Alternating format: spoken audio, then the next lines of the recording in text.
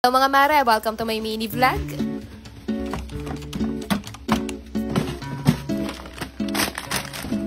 Good morning mga mare, walang pasok yung asawa ko ngayong araw kaya yan at siya na daw yung magluluto ng aming almusal. Ay, ako na naman nga siya na ginagamitan na naman ng stainless na sandok yung rice cooker namin kaya yun nga sinisita ko siya. Ayan, at habang dinadakdakan ko nga siya ay ganyan yung ginawa sa akin. Ang hirap kasi talaga pagsabihan mga mare, ilang beses ko na kasi siya sinabihan na wag gagamitan ng stainless na sandok yung rice cooker o mga kawali pero ginagawa pa din. Tapos ayaw nila ng nabubungangaan pero hindi naman sila marunong sumunod.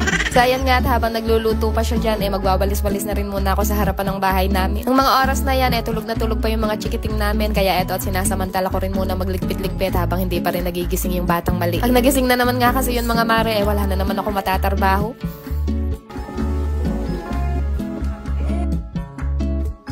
Ayan at nag-play lang din muna pala ako ng music para mas nakakagana naman kumilos. Kinukulit ko nga dyan yung asawa ko at sabi ko nga sa kanya sumayaw muna kaming dalawa. Pero ayan nga diba ang nasa isip, sabay bulong sa akin na tulog pa ang mga bata. Hoy!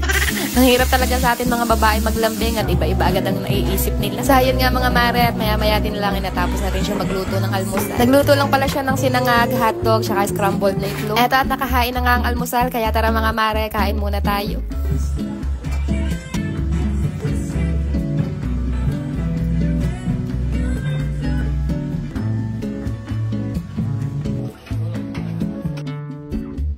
Sakto naman pagkatapos namin kumain nagising na rin yung batang maliit. Buti naman at maganda ang gising, tingnan nyo at pumapalakpak-palakpak pa nga habang lumalabas ng kwarto. Ako mga mare, pag magkadikit talaga tong mag-amang to para lang ako tumitingin sa magkabiyak na buko.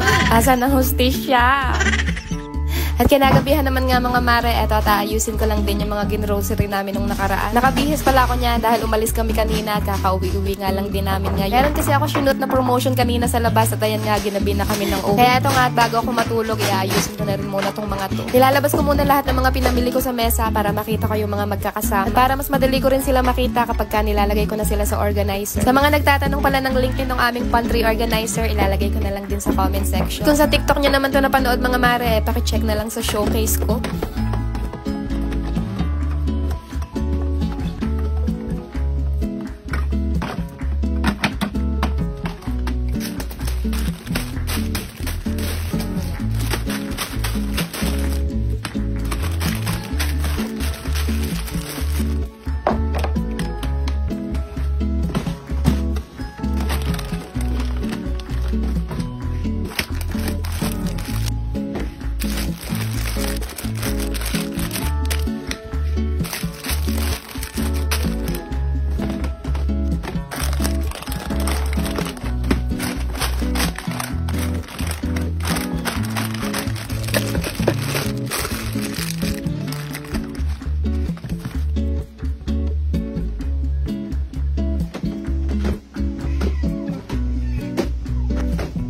Ayun at naririnig ko na nga na nag-iiyak na yung batang maliit kaya ito at nagmadali na ako maglinis ng sarili ko. Asya paano mga mare, good night na muna at ayun lang muna ulit for today.